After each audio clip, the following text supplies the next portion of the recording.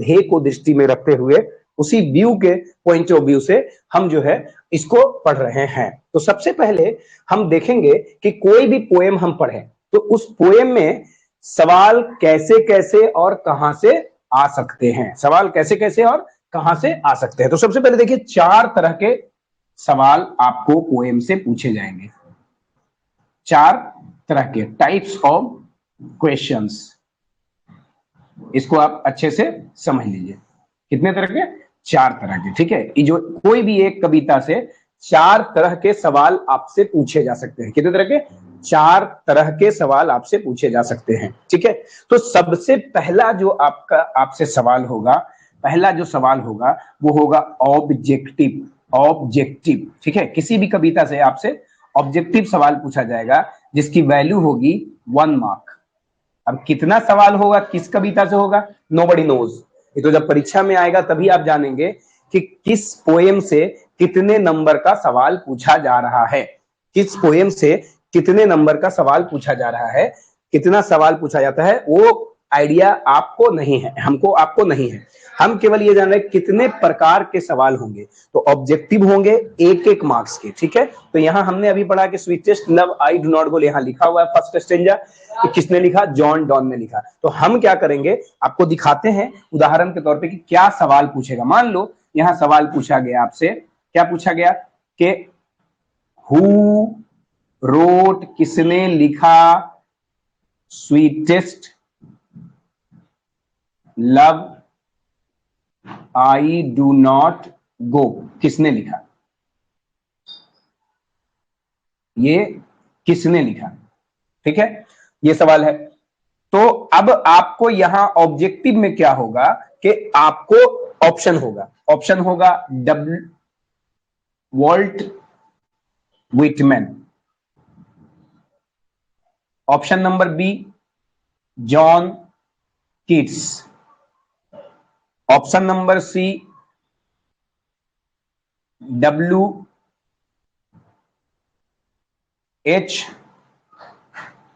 Odean, option number D John Donne, है ना। क्या जवाब होगा, जरा सा जवाब बताइए मुझे, क्या जवाब होगा?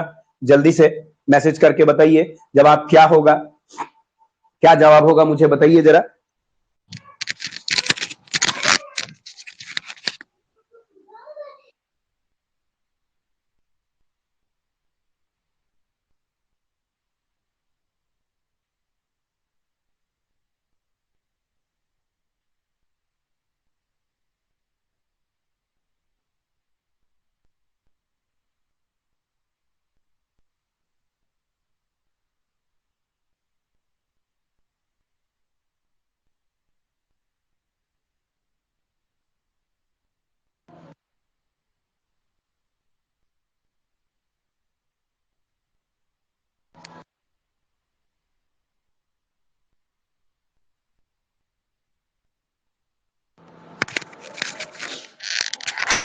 है ना। तो क्या मैसेज है, क्या जवाब है, क्या सवाल था कि who wrote sweetest love I do not go, who wrote sweetest love I do not गो, है ना। तो जवाब है डी, वेरी गुड, सही लिख रहे हैं आप, जवाब है डी, जवाब है डी, है ना, सही, बिल्कुल सही जवाब है आपका, जवाब है डी। तो ये पहला टाइप ऑफ सवाल है, क्वेश्चन है। आपको सबसे पहले क्या पूछा जाएगा, किस तरह का सवाल आएगा। तो इस कविता को जब हम पढ़ रहे हैं तो कविता को हमको इस तरीके से पढ़ना है कि जितने भी प्रकार के सवाल आ जाएं उसको हम बहुत ही सरलता पूर्वक जवाब दे दें, वहां पे दिमाग पे जोर नहीं देना पड़े। होता क्या है, जैसे ही आप दिमाग पे जोर देते हैं आप कंफ्यूज हो जाते हैं।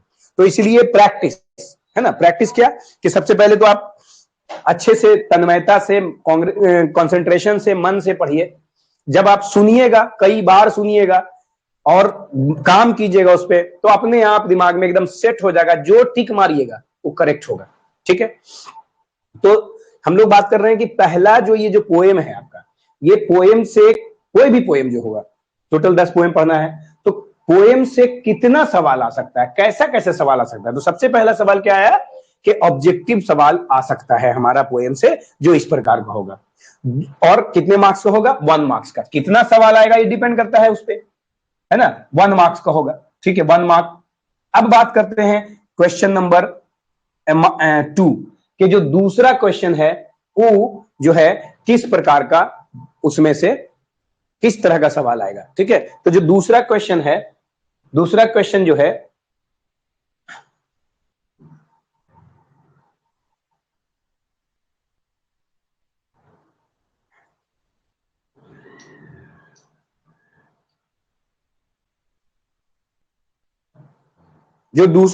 हमारा, तो जो दूसरा क्वेश्चन है वो होता है एक्सप्लेनेशन। ध्यान से समझिए, क्या explanation.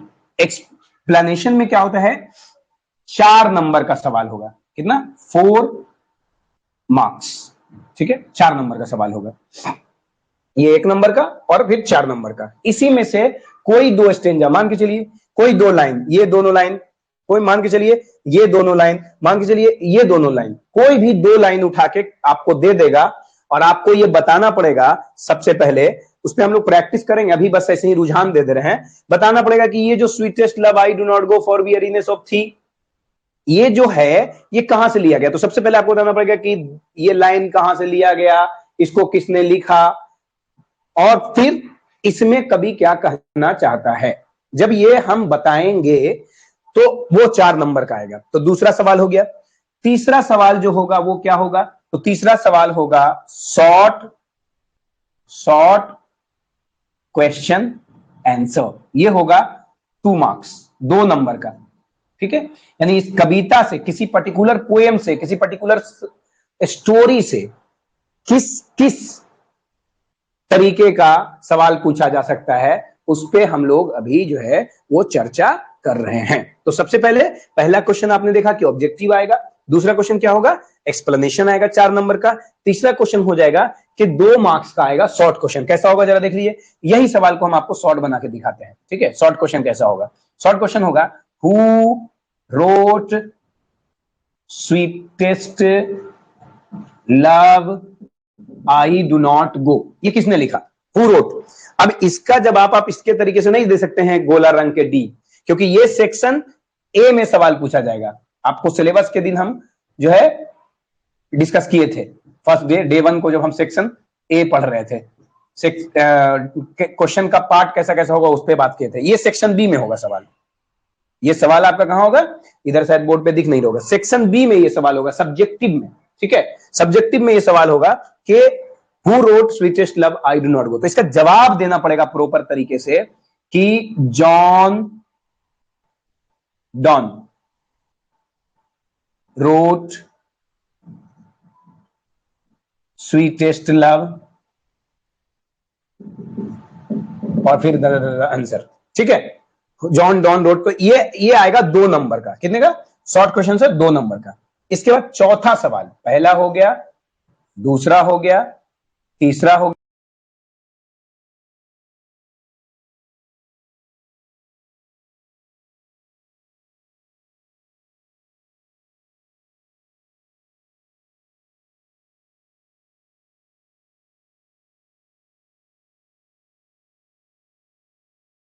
Summary of the poem. क्या होगा, समरी ऑफ दी पोएम। ये होगा 5 मार्क्स, 5 नंबर का होगा, ठीक है। तो अब देखिए कि 5 number, 2 number, 7 number, 4 number, 11 number और 1 नंबर, 12 नंबर। एक पोएम से अगर पूछने पे आ जाए और एक एक सवाल ही पूछे तो आपसे 12 नंबर के सवाल पूछे जा सकते हैं। यानी मैक्सिमम 4 प्रकार के सवाल रहेंगे, ठीक है। एक ही कविता से ये नहीं रहेगा, किसी कविता से ऑब्जेक्टिव रहेगा, किसी कविता से एक्सप्लेनेशन रहेगा, किसी कविता से 2 मार्क्स वाला रहेगा, किसी कविता से 5 मार्क्स का समरी रहेगा। तो आपको कविता से कैसे कैसे सवाल पूछे जाएंगे इस पे हम लोगों ने डिस्कशन कर लिया, ठीक है। समझ रहे हैं बात को। अब हम लोग वापस पोएम पर आते हैं, इस पोएम को समझने की कोशिश करते हैं कि ये पोएम क्या है, कैसे। देखिए ये जो पोएम है sweetest love I do not गो, ये वास्तव में कवि और उसकी पत्नी के बीच की बातचीत है। कवि और उसकी पत्नी के बीच आपसी बातचीत का है, लेकिन इसमें वन साइडेड बातें की गई है। कैसी बातें? इसमें जो पत्नी कह रही है उस बात का कोई जिक्र नहीं है कि पत्नी क्या कह रही है, और जिसके जवाब में पति मिस्टर जॉन डॉन ये सब बातें कह रहे हैं। ये चर्चा पत्नी की सवालों का चर्चा नहीं है, जवाब का चर्चा है। तो ये बहुत सिंपल है कि कई बार जो डायलॉग है, कई बार जो कन्वर्सेशन है, ये केवल वन वे भी लिख देंगे तो टू वे हो जाएगा। यानी आपसे कोई आदमी का जवाब देता है कि मैं अंग्रेजी का शिक्षक हूं, तो सिंपल सी बात है, आप समझ गए कि इनसे सवाल क्या पूछा गया होगा। इनसे सवाल पूछा गया होगा कि आप क्या करते हैं, आप किस बात कौन है ना। तो उन्होंने जवाब दिया कि मैं अंग्रेजी का शिक्षक हूं।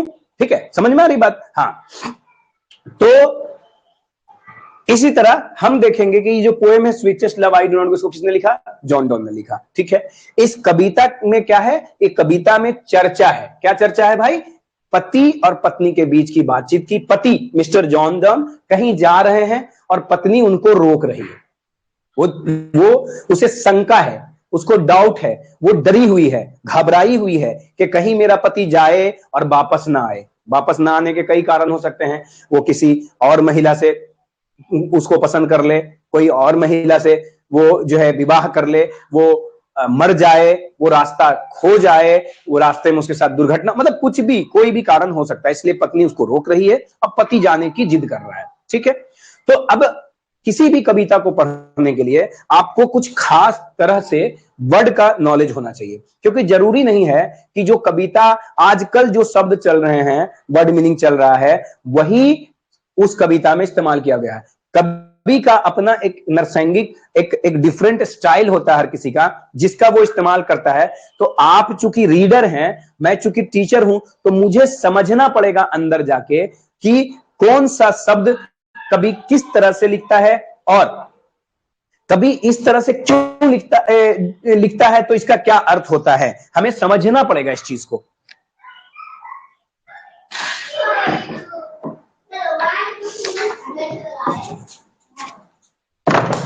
ये हमारी ड्यूटी है, ये हमारा कर्तव्य हो जाता है कि हम उसको समझें, ताकि फिर अच्छे से पढ़ के और फिर हम उसका जवाब जो है समझ सकें, और जब हमसे परीक्षा में सवाल पूछा जाए तो हम जवाब दे सकें। देखिए, इस कविता में एक चीज आप नोटिस कर रहे होंगे कि यहां लिखा हुआ है गो। क्या लिखा हुआ? गो। जबकि गो की स्पेलिंग आप क्या जानते हैं? गो। तो ये इस कवि का एक सिग्नेचर स्टाइल है कि वो आखिरी के शब्दों में अपनी तरफ से ई लगा देता है। आप इसको जियो गो ही मानिए, और गो माने जाना ही मानिए। एक और चीज आप देखिएगा, यहां पे कवि ने एक वर्ड का इस्तेमाल किया है, थी। ठीक है, यहां पे तो मी है, जिसका एक एक्स्ट्रा ई लगाया गया है, आप इसको एम ई मी ही मानिए। ठीक है, कई वर्ड ऐसे हैं जो आपको पता नहीं है, आपको सूट नहीं कर रहा है, आज की अंग्रेजी को सूट नहीं कर रहा। जैसे यहां डाई की स्पेलिंग देखिए, डाई माने होता है मरना, डी आई ई डाई हम लोग लिखते हैं, यहां पे डी वाई है, डाई जो रंगना का होता है मीनिंग। ठीक है, इसी तरह सेल्फ को देखिए, माई सेल्फ में भी एक एक्स्ट्रा ई लगा हुआ है। ठीक है, यहां पे आप देखेंगे फिर डाई का इस्तेमाल हुआ है। तो हम पहले स्टेंजा, यहां पे क्या है, ये कविता कई स्टेंजा में विभाजित है ना। कवि जो है कविता स्टेंजा स्टेंजा करके लिखते हैं, जैसे कहानी पैराग्राफ पैराग्राफ पैराग्राफ करके लिखा जाता है ना। तो उसी तरह स्टेंजा है, ये ऑक्टेव है, 8 लाइन का जो स्टेंजा होता है उसको अंग्रेजी में लिटरेचर में ऑक्टेव कहते हैं। क्या कहते हैं? ऑक्टेव। हालांकि ये आपके जो है फायदे का कुछ नहीं है, लेकिन चूंकि पढ़ाई है तो पढ़ लेना है, समझ लेना है चलते चलते, तो क्या दिक्कत है। ऑक्टेव, ऑक्टेव का मतलब होता है 8 लाइन, 8 पंक्ति का जो है कविता का कोई 8 पंक्ति एक साथ जब संयुक्त होगा तो वो ऑक्टेव कहलाएगा। एक स्टेंजा जो 8 लाइन का होगा वो ऑक्टेव कहलाएगा। खैर, चलिए आगे बात करते हैं कि इस कविता में क्या है। तो सबसे पहले इस पे समझ लीजिए, ये जो आपका थी है इसको समझिए। एक्चुअल में क्या होता है कि हम लोग जो है यू है ना, यू को देखिए, सबसे पहले यू को समझिए। यू माने तुम या आप। यू एक सब्जेक्टिव केस है। ठीक है, इसी तरह इसका जब अधिकार होगा, पॉसेसिव केस होगा, तो 2 वर्ड होगा, एक होगा पॉसेसिव एडजेक्टिव और एक होगा पॉसेसिव प्रोनाउन। तो जो पॉसेसिव एडजेक्टिव होगा वो होगा योर, और पॉसेसिव प्रोनाउन होगा वो होगा योर्स, और फिर इसका एक ऑब्जेक्टिव केस होगा। ऑब्जेक्टिव केस होगा, जिसको कहते हैं यू। ये केस पे हम लोग चर्चा ग्रामर के सेक्शन में करेंगे इत्मीनान से डिटेल में। अभी आप समझिए कि क्या होता है यू। यू माने होता है तुम या आप, ठीक है। ये सभ्य भाषा है, फॉर्मल भाषा है। लेकिन अगर हम इनफॉर्मल भाषा में, कोई भी आदमी अपने दोस्त से मिलता है, अपनी प्रेमिका से मिलता है, तो आप नहीं कहता है, तू तू मेरी जान है बोलता है, तू मेरा यार है बोलता है, ना कि ये बोलता है कि आप मेरे जान हैं, आप मेरे यार हैं। ऐसे नहीं, अच्छा नहीं लगता है। इनफॉर्मल जो है करीबी, नजदीकी दिखाता है। तो इनफॉर्मल वर्ड इसका भी होगा। तो इसका इनफॉर्मल क्या होता है? इसका इनफॉर्मल जो है, हम लोग तुम का हिंदी में इनफॉर्मल कहते हैं तू, तो यहां हो जाता है थाऊ। फिर इसी तरह हो जाता है थाई, थाइन, थी, थाऊ, थाई, थाइन, थी, ये हो जाता है थाऊ, थाई, थाइन, थी हो जाता है। ठीक है, इसको समझना है। यानी कि यहां पे क्या इस्तेमाल हुआ है? थी का इस्तेमाल हुआ है। तू, तेरा, तुझे, ठीक है, तू, तेरा, तुझे। यहां दोनों का आपका तुम्हारा होता है मीनिंग, मीनिंग तो सेम होता है दोनों का। तो तू, तेरा, तुझे, तू, तेरा, तुझे, ठीक है। नीचे दिख रहा है कि नहीं दिख रहा है? नहीं दिख रहा है तो मैं कैमरा घुमा के एक बार दिखा दूंगा, अभी तो लिखने दीजिए। तू, तेरा, तुझे। ये थी का हो गया तुझे, क्या हो गया? तुझे। हाँ, क्या हो गया? तुझे। अब पूरे स्टेंजा को हम पढ़ते हैं कि कभी इसमें क्या कह रहा है। तो देखिए, कह रहा है स्वीटेस्ट लव। अब स्वीटेस्ट लव इस्तेमाल होता है प्यारे, प्यार के लिए, एकदम प्यार से किसी को बोलना है तो इसको हम कह सकते हैं प्रिय। स्वीटेस्ट लव, प्रिय। आई डू नॉट गो, ए मेरी प्रिय। अब इसको कविता की भाषा में कैसे कहेंगे? कविता की भाषा में कहेंगे ए मेरी प्रिय, स्वीटेस्ट लव, ए मेरी प्रिय, आई डू नॉट गो, मैं नहीं जा रहा हूं। अब देखिए, है तो सिंपल प्रेजेंट टेंस में, लेकिन कविता की भाषा में हमको समझना पड़ेगा कि कवि क्या कर रहा है। ए मेरी प्रिय, sweetest love, I do not गो, मैं नहीं जा रहा हूं। फॉर बियरीनेस ऑफ थी। अब यहां पे इस्तेमाल हुआ बियरीनेस। बियरीनेस का मतलब होता है, बियरीनेस का मतलब होता है थकना या उबना, थकना या उबना, थकना या उबना, ठीक है। तो क्या रहा है? Sweetest love I do not go, ए मेरी प्रिय, मैं नहीं जा रहा हूं। फॉर वियरीनेस ऑफ थी, तुझसे, तुझसे, है ना, तुझसे उबकर, तुझसे थक कर, है ना। क्या शंका है? पत्नी को शंका है कि ये बंदा जा रहा है, क्या करने जा रहा है? हमको भुला जाएगा, किसी और को पसंद कर लेगा, किसी और के चक्कर में जा रहा है। नहीं, तो कभी इसको डॉट को क्लियर कर रहा है, मेरी प्रिय, मैं नहीं जा रहा हूं। फॉर बियरीनेस ऑफ थी, तुझसे उबकर, है ना, बियरीनेस ऑफ थी, तुझसे उबकर।